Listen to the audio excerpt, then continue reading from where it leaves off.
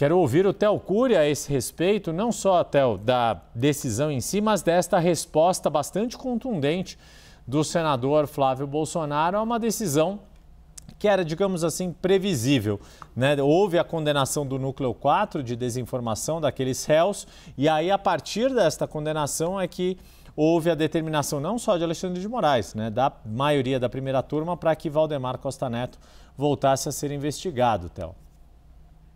Sem dúvida. E, Yuri, você vai se lembrar, ontem aqui no 360 a gente falava justamente sobre esse caso e sobre uma corrida contra o tempo para que houvesse essa autorização antes que o Supremo lembrasse que o Valdemar Costa Neto se tornou investigado e com isso barrasse a visita dele ao ministro ao ex-presidente da República, Jair Bolsonaro. Dito e feito, foi o que aconteceu logo depois que a gente conversava aqui no 360 sobre esse assunto. O ex-presidente pediu ao ministro a visita de Valdemar Costa Neto, ele ia analisar o caso.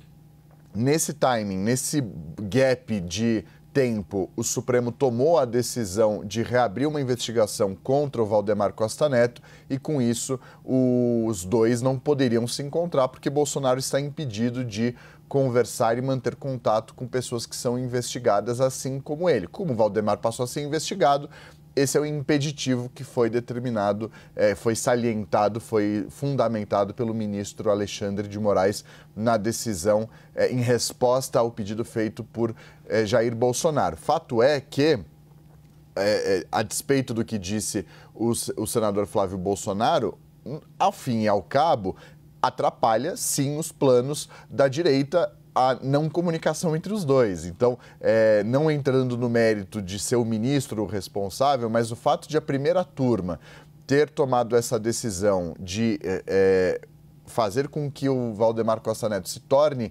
investigado, reabrir uma investigação, mirando ele que no primeiro momento não foi denunciado pela PGR, não participava como réu nessa ação penal da trama golpista, isso de fato faz com que o ex-presidente seja impedido de manter contato com o presidente do partido dele. E isso tem um efeito político claro. Como lá no passado já aconteceu, os dois ficaram impedidos de manter diálogo, de manter conversas, falavam por interlocutores, inclusive não podiam se encontrar no Partido Liberal. Isso fazia com que houvesse toda uma mudança na dinâmica e na logística política da sede do Partido Liberal aqui em Brasília. Isso volta a acontecer agora. Eles não podem discutir, por exemplo, os futuros políticos de como vão montar as estratégias para 2026, para a Câmara, para o Senado e a própria sucessão de Jair Bolsonaro, quem vai herdar o capital político do ex-presidente da República, que está, primeiro, inelegível, segundo, preso em prisão domiciliar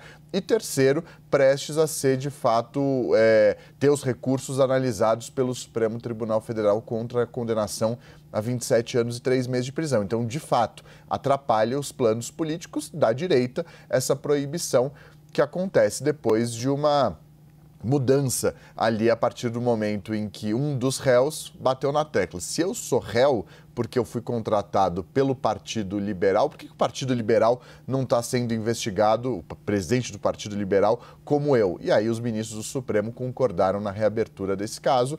É uma mudança, é uma reviravolta que prejudica, no final das contas, politicamente as discussões dentro da direita.